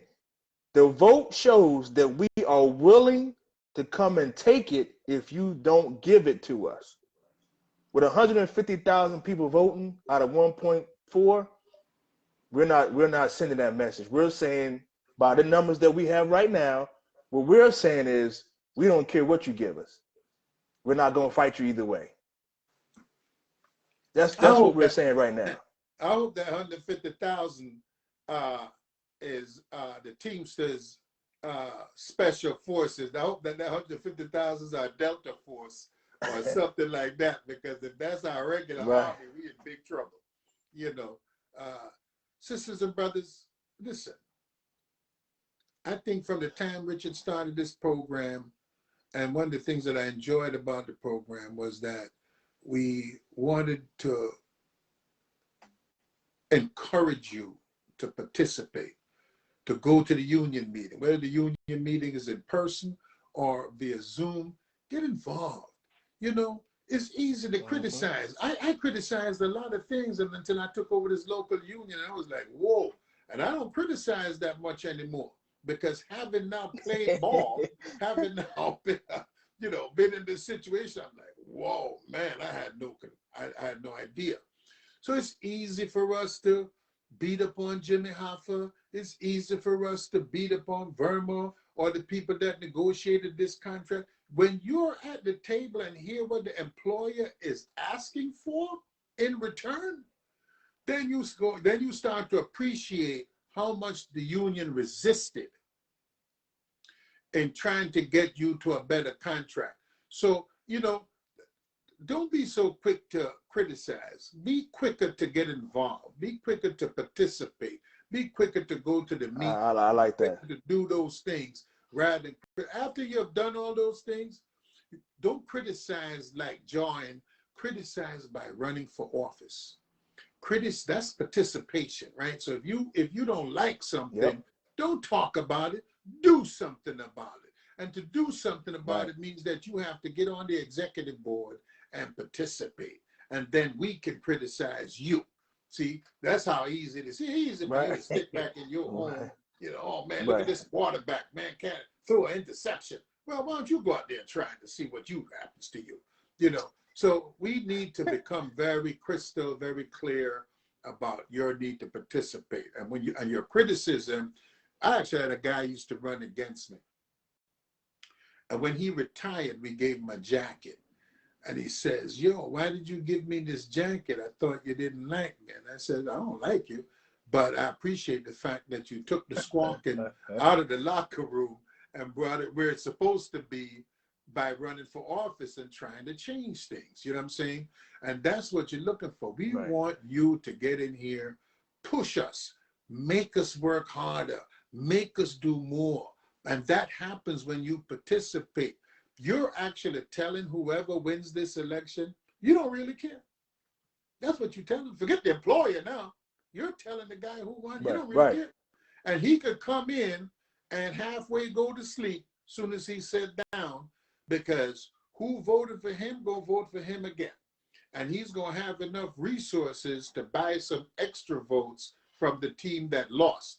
Remember that Ken Hall used to be more with Ron Carey than he was with Jimmy Hoffa. And then, when things happen, remember that Zuckerman and O'Brien was at war with each other. That the brother up in local 251, and then was threatening each other. Remember these things, you understand? But then money and positions and trinkets make friends of each other. You know, so whoever wins this election gonna be able to buy some friends from the other side. And their election is going to be smoother. You know, so what message do we as the grassroots send to these people when we don't participate? When we only have to worry about talking to 200,000 because they know which locals participated, as my brother was critiquing my locals' participation. We know what locals are. So they're going to know in the next election who to go and talk to, who turns out the votes, which locals vote, which locals don't vote, and in what capacity, okay? There's a list of all the people that voted. So they're going to know who to target and can ignore 1.5 million of the union and just focus on them 200,000 right there and talk to them all year long. I was surprised when I got a list and they knew all my members and they phoned. I didn't even know all of that information. I was like, whoa, you know all of this about my local? I didn't even know all of that about my local. Right.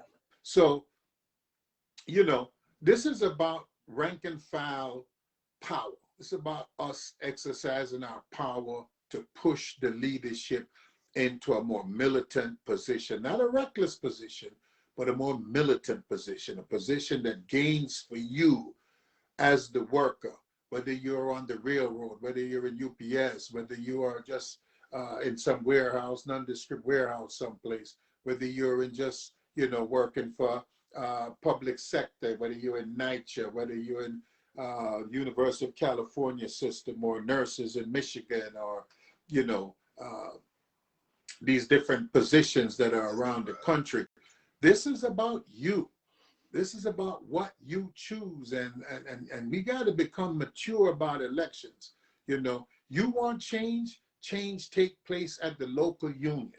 When that next election come around, get involved, run for office. Sometimes you win, sometimes you lose. Sometimes you find out that dopey rascal, they keep voting for him every time. We just can't figure it out. You know, I've been here 32 years. Sometimes I wonder whether they love me or they're just trying to punish me. I'm not sure. It's funny. It's funny you said that because today I had a Facebook memory that come up about when we ran for office in 2016, our first time. And I often think about the number of how many people, of how many votes we lost by. If you ask me how, you know, in 2019 when we won, you asked me how many votes we won by, I couldn't even tell you. Right. And that number means nothing to me. But I always think about those 37 votes that we lost in 2016. And I used to hear everybody complain about them guys. Oh man, these guys are this, those guys are that, and then. But like you just said, to continue to vote for them and to be that close, 37 votes. Man, that number really, I really focus on that number because I don't ever want to forget that feeling. Mm-hmm. And you know, some of the stuff I see, especially that, you know, I keep that as bulletin board material because I don't ever want to think that I'm this great person or I'm above reproach or I'm this. No, man. You that same guy who lost by 37 votes. You that That's same right. guy who people was calling you a sellout and a clown. No. Don't ever think you somebody special, Hooker. No, you that same guy who one of your closest friends called you and told you that you was gonna fail when you got in office. That's who you are. And I always remind myself that. You know, everybody says, oh man, you guys do a great job. Yeah, I appreciate that. But no, I'm that guy who lost by 37 votes. I'm that guy who they say is a monkey and the N-word and all those kinds. That's who I am. So I always focus on, keep those things as bulletin board material to keep myself grounded and humble, to not let this stuff get to my head that I'm this great person. No. That's not what this is about. I had black members when we declared that we were running for office that came to me and asked me if I thought that I was white, because that I could believe that I could dare to run for office in the local union. Would you think you white? And you know, like you, Richard, I have never forgotten all of the little snipes and things like that. I might not remember exactly who said what, when, and where, what have you, but I'm grounded enough, uh, and I'm sufficiently doing my job to the best of my ability each and every day. I don't profess to be great, uh, but I've had 32 years in the big leagues, so to speak. You know what I'm saying? And I'm sure there's some guys in the NBA that had 20-year careers and only scored 4 points a night. So, I don't profess to be Michael Jordan. I'm not professing to be LeBron James. I'm just professing to be a guy that came to work every day and did the best I could. And if you think you can do better, then it's your obligation to step up and do better. You know what I'm saying? But I think that at the end of the day, when I get voted out or retire, that when people look at what was accomplished over that period of time, that they're going to say, yeah, he was all right. You know what I'm saying? That's all I'm looking for. You know what I'm saying? I think I've changed the trajectory of my members. I think we've changed the trajectory of other workers, farm workers that we have marched with. I tell you the story about being out. We had a TNBC conference in San Jose, and Kerbine was a young cat at the time. I think he just started working with the IBT not too long at the time. And he comes and says, yo, man, there's a picket line. Because, we always try to find picket lines and participate. And we found a picket line of carpenters, white carpenters, just so you all know. And we marched on that picket line for 2 days. The contractor, after a 2-year strike, put those guys back to work, right? So I know that we have, and I have in terms of just trying to be a good trade unionist, you know what I'm saying, have affected the trajectory of people's lives. Those guys might still be on strike today if we didn't show up, if Kerbine didn't see the picket line and we didn't show up. So we just, it's easy for you to throw rocks at a building because the building can't throw rocks back at you. You know what I'm saying? But I know that we trying each and every day. I know you trying. I see because every day I get that blurb. I still got to figure out how you do that map thing to show where you at. I need to be able to figure out how to do that. Because every time I go and do things and I didn't take a snap of my members, I'm like, damn, I forgot to take a picture of this of your meeting with these guys. But it's right. But we trying, fella. This job is a demanding job. It's stressful. You know what I'm saying? I used to have black hair like Richard one time when I got elected. You know what I'm saying? But that stress is a monster. You know what I'm saying? It affects your body. It affects your health. Affects your family, right? Yeah, it does. So stop throwing rocks like that. It's too easy. I try not to throw no rocks at nobody. I try to be constructive in my criticism, and I try to understand that I was not in that place to make that call. So I'm restrictive. I put an asterisk besides all my criticisms. We about the betterment of this union. You know what I'm saying? We want to see women participate. Absolutely. We want to see more people of color participate. We want to see this union rise. We want to get to 2 million members. We want to get to 2.5, 3 million members. But that only happens with you, the rank and file members. So no need to throw no rocks at me. It's all good. You're right. I mean, the company watches all this stuff, man. Yeah. And they see everything, and to me, that's one of our biggest issues, man. Is what we do. The company can use that against us, and they do use it against us, and they use it quite well. Yeah. The one thing that I've always said, and I will agree, and I know you will agree with this as well. Carol Tomei is the CEO of United Parcel Service. Carol Tomei and the part-time soup who was just promoted yesterday are all on the same page. You don't see them going back and forth, going crazy on any social media. You don't see them. You don't see them doing any of that stuff. They come together, they fight, they do whatever they need to do to make sure they get what they get out of the workers. Mm-hmm. The Teamsters, on the other hand, man, we do the complete opposite. We tear each other down. We don't build each other up. Not unless we agree politically. If I'm quite sure Carol Tomei and some of her high executive people don't agree politically. I know that. I know that. I know that for a fact. I know that for. I'll just leave it at that. I know that for a fact. But you don't see them going back and forth because they know their agenda. They know their goal. I don't think the Teamsters know. I don't think we know our goal.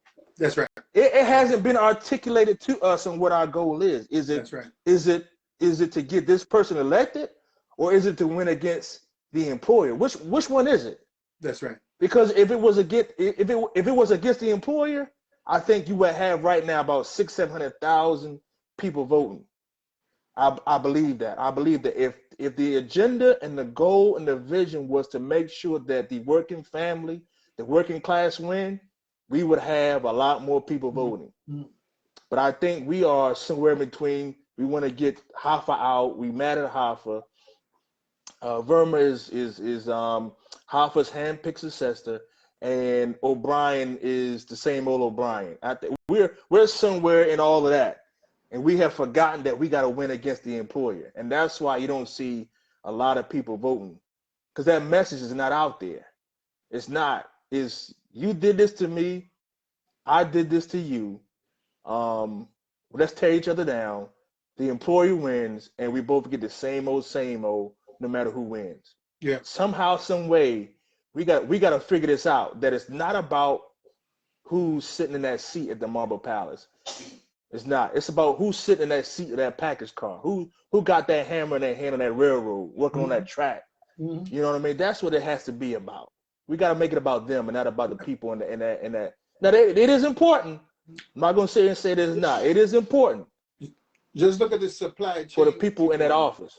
Right? Look at the supply chain issue going on Mm-hmm. right now. And the president Right. came and says, well, we need to be open everything up 24 hours a day and all the 7 days a week and what have you. Well, you know, the guy we delivering to, he ain't open 24 hours, 7 days a week. So how are we going to make the delivery, right? So let's just tell you how dopey the ideology is, right? But it also tells you how powerful our position is. Because if we don't offload these ships, the next ship can't dock. If we don't move these containers out of the port, the next container can't be set down. So we still have a lot of power to confront these people with, and don't think they don't understand. UPS contributed to an organization called ALEC.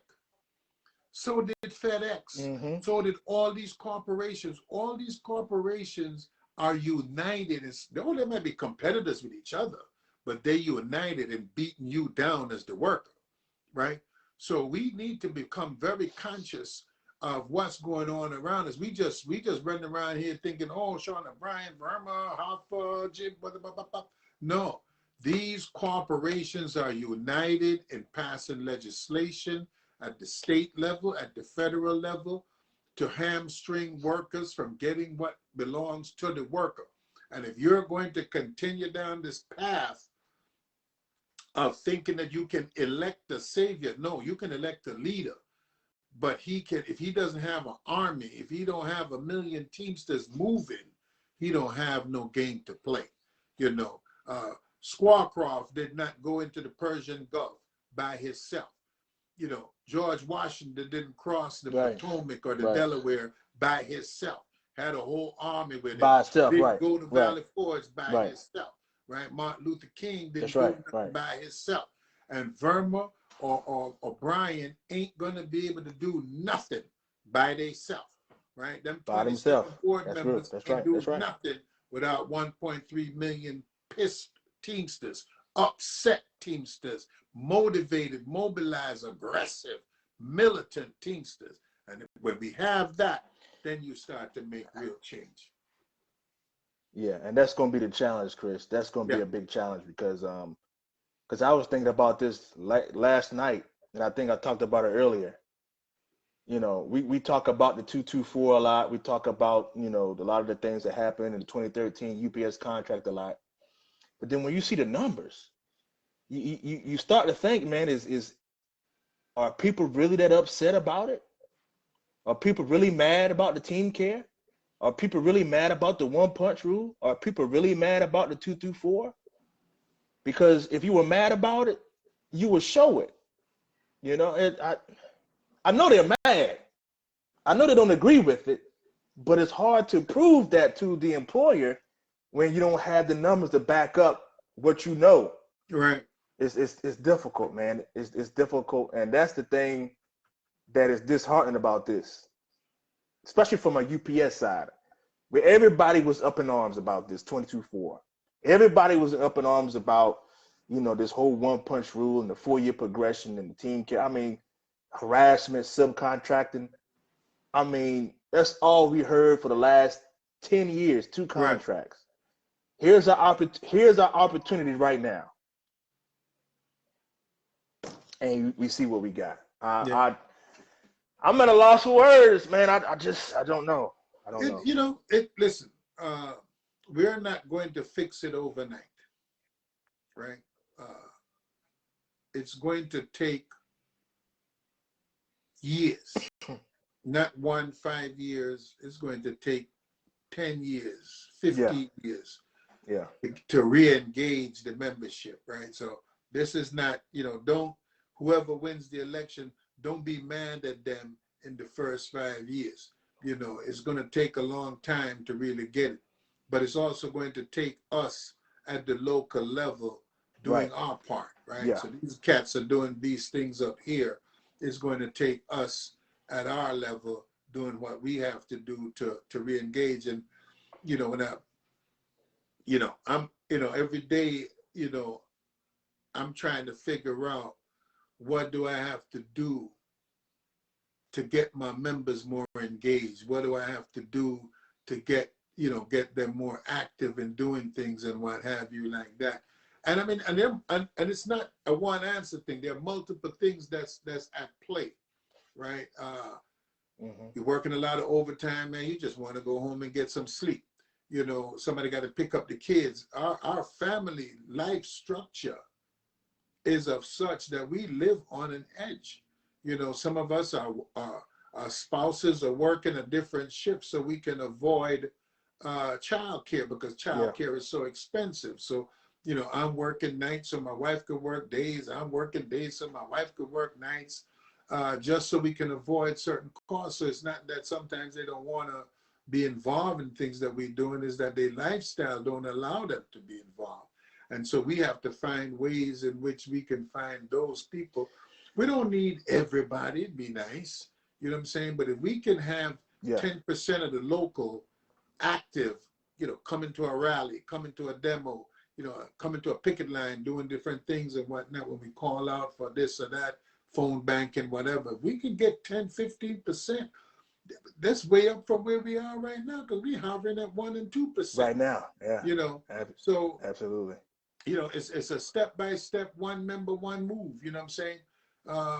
And, you know, local 808 is, you know, we back in, I'm not going, we've been back in the trenches just trying to, you know, rearm. And I tell you something else that I found out. And I didn't understand this until recently. We had a company called Swing Line, and Swing Line had hell of a strike when they became local 808. But they also gained a great victory out of that strike. And those members are way more active than members that have never been on strike, because they know what the battlefield does. You know, so a lot of members have come in, they've never been on strike. They never marched with Dr. King. They never did anything. They were not a part of the anti-war struggle. They never been a part of anything. So they just keyboard warriors, you know. But those people who have actually been in the trenches, you could count on them. And I noticed, because I went back and looked at, we went to DC back in 91. And when I think of who was on the bus, it was those swing line workers that were on that bus. The vast majority were those swing line workers. And so, you know, so people, as we moved away from those, you know, 60s, 70s type of thing and moved into these 90s, 20s workers, they think everything is on the screen. So, you know, if you're telling me I got to go to Times Square and march and support, well, can I do it on Facebook? Can I just Instagram myself into the march? No, it don't work. No, like, no. you know? And so you have all of those components at play. And I think a lot of times the turnoff from the negativity that is shared back and forth on social media. And I think we individually have to start to become more mature about how we communicate our dissatisfaction with something, you know what I'm saying? And not tear it down, but critique it, you know, with real value, you know what I'm saying? I agree. Yeah. There's a lot of work to be done, whatever happens here in a couple of weeks. And, you know, we all of us going to have to work together to make sure it gets done. 150,000 members voting is not the message that you want to send. And again, 2 weeks left, who knows?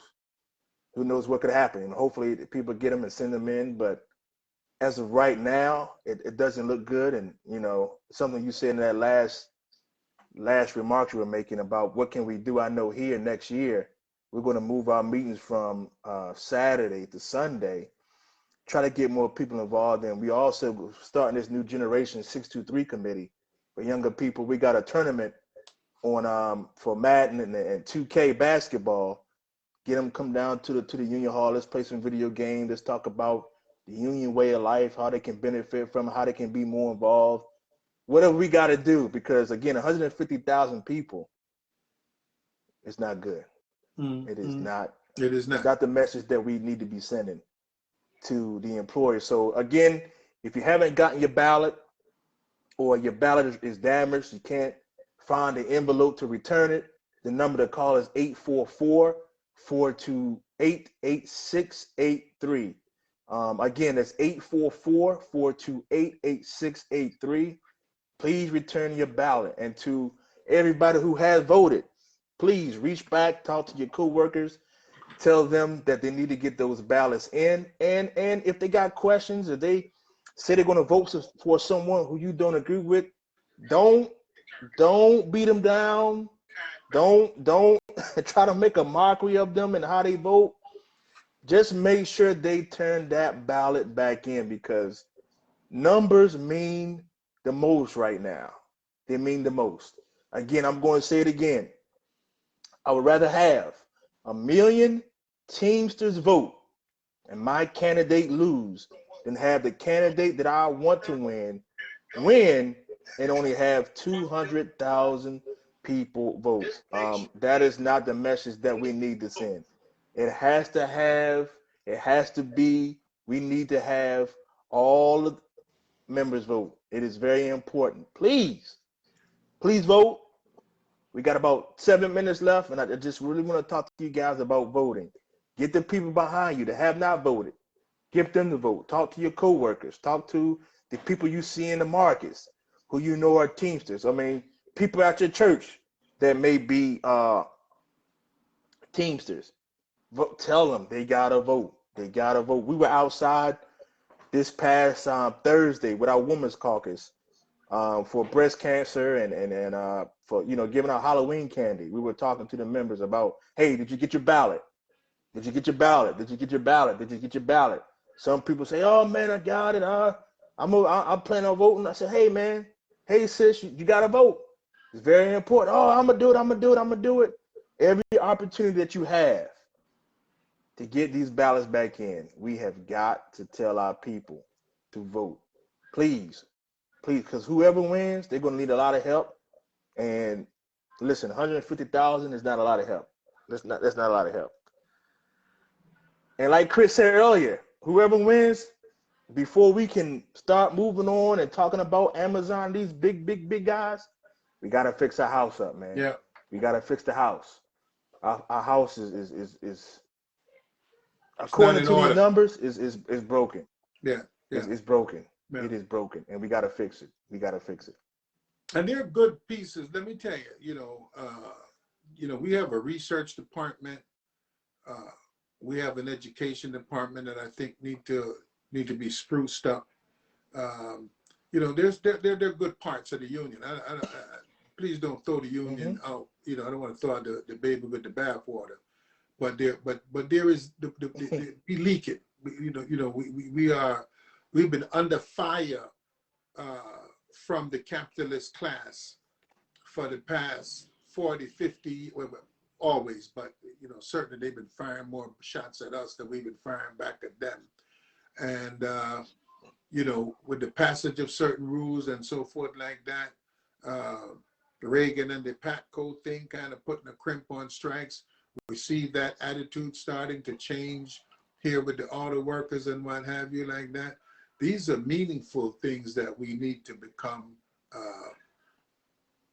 imbued and understand what's happening around us. There's an energy that's taking place that we need to revitalize ourselves, right? So we have resources, we have money, but we brag about that money in terms of what it means for a strike, as opposed to what Yeah. that money can Yeah. mean in mobilizing, so we don't have to strike. Because if you have, if the employer sees your weaponry, our rank and file members motivated, they're not going to want that strike, right? So There you go. we need to use those resources to build our foundation so that the employer ain't even thinking about it. It's like, yo, please don't even think about no strike, right? So that's what we have to be doing. So let us use some of these resources to expand our education so we can get it out to our rank and file members. We need to use some of those resources to have permanent time on Sirius XM, to have permanent time on cable television, so that we are responding in real time to the issues at hand. We need, what does the G20 meeting mean, right? What does a minimum tax on corporations, what does that mean to the working class? Is it good for the working class? Does it have, and those things we need to have those discussions in real time, not, every other month something comes out and we talk about something that happened 6 months ago. We need to be talking about things in real time, because our members are in real time with this internet and their smartphones and what have you. Everything is happening in 15 minutes from now. God can't tell you what happened 15 minutes ago. So we need to be in the moment, addressing the issues of the working class, if we're going to push this forward. I agree, Chris. This has been another good show. No And doubt. I appreciate you, brother, for doing this. We got 2 weeks left. I'm hoping and praying that our members get these ballots turned back in, because it is vital to the growth, to our stability, to our plans, to get these numbers up. They have to at least make our employers at least think that we're coming after them. Mm-hmm. At least worry a little bit. At least say, okay, maybe we may need to revitalize, reevaluate our strategy when we deal with the working class. Right now, it's going to be business as usual from what I see right now. Now we can't be business as usual, but with the numbers we have, it's going to be tough to change that culture. It's going to be tough. It's going to be real, not impossible, but it's going to be tough. Yeah, like I said, I hope they Delta Force, because this 200,000 got to be some real special forces type for us to overthrow, right? These employers. And these employers are preparing, and like I say, the more we can display power going into negotiations, letting the employer know how serious and meaningful this is, the less likely that we are to have a strike. So I don't look forward to a Right. strike. Absolutely. We just have to be prepared for a strike. But let us use some of these Right. resources we have. No need to have $250 million in the bank and our members are uneducated. We spend all this money trying to get it, elect Democrats and Republicans and independents, but we don't spend that money trying to educate our members as to why some of these people are good for us. Like there's a congressman down in that Philly area that was at the convention. He stands for all the things that we stand for as working class people, right? So if he disagrees with me on some other aspects, I'm cool with that. That's what makes America great, having that dynamic Right. chafing taking place. But we have to be very clear about what life means for the working class, what we are trying to accomplish. And so that whether you're a Democrat or a Republican, you got to support good wages. You got to support strong pension plans. You got to support good health coverage. You got to support a workspace in which the workers don't feel stressed out and feel intimidated and feel that they're under the whip, right? So these are some of the things. So after that, whether you for abortion or guns or whatever, that neither here nor there to me. We need to have a floor, whether they're Republicans or Democrats, Right. that everybody agrees that this is the floor. So we keep pushing, man, and like I say, for all of you That's listeners, right. share this videotape, but please encourage your co-workers to get those ballots back in. Encourage your co-workers to get out here and vote these last 2 weeks. Get them in. The 15th is the deadline. So if that ballot is not in by 10 o'clock on the 15th, I believe that's when they go clear the mailbox, about 10 o'clock, maybe it's 12 o'clock, I don't know. But somewhere on the 15th, that's the last day. So if your ballot get there on the 16th, it will not count.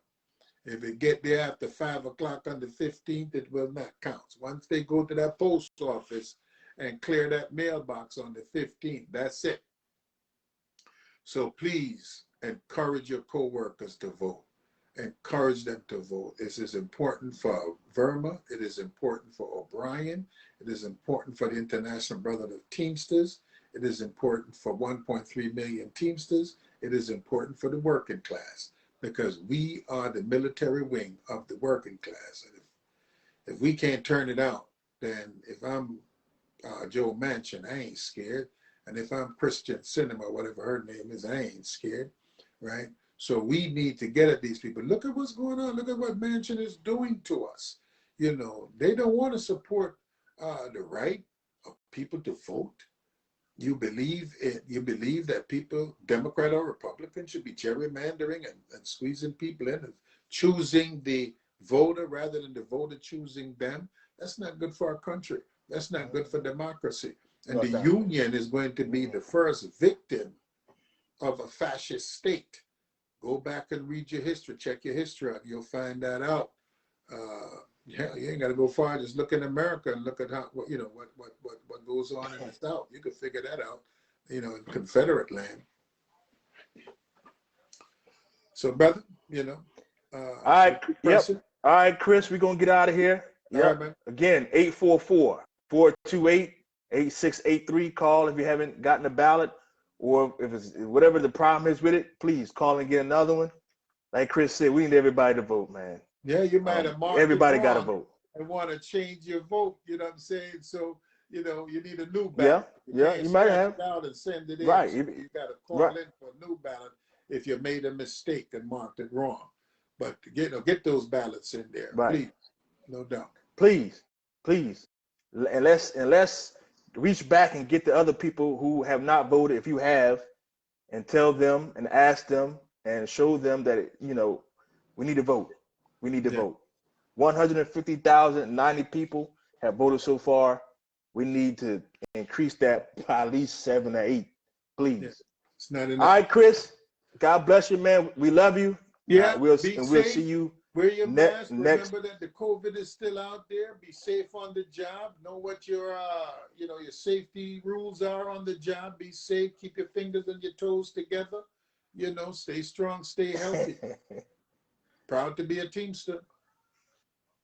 Oh yeah, oh yeah, oh yeah. No matter what happens on the 15th, still gonna be That's proud. right. We're still gonna be proud to be Still gonna be Teamster. proud. That's right. No doubt. That's right. That's right. All right, good brother. I'll holler All at right, you. man. Stay well, man. I'll talk to you. All right. Peace. Yep, you as well.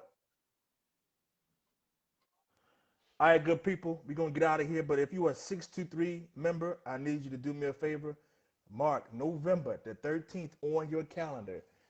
Very, very special meeting. If you are planning on retiring, questions about, you know, financial planning for retirement, you don't want to miss this meeting. November the 13th at the Union Hall, 4369 Richmond Street. We also going to have representatives from Team Care. I know they were supposed to come years ago, they never came, but they're going to come on November the 13th. Um, us as an e-board, we have a lot of questions for them, and we know you guys have, because some of this stuff is it's crazy. So we need to get to the bottom of a lot of our Team Care issues. Please don't forget to vote. It is very, very, very important that you vote. Whoever you vote for, it's fine that you vote for them. I listen. I get all the stuff on social media, but at this time, 150,000 people, we have to shift from, and just my opinion, from who we are voting for to what is going to happen if we don't get nobody to vote at all. This is very heartbreaking. So again, please vote. Tell your family members to vote.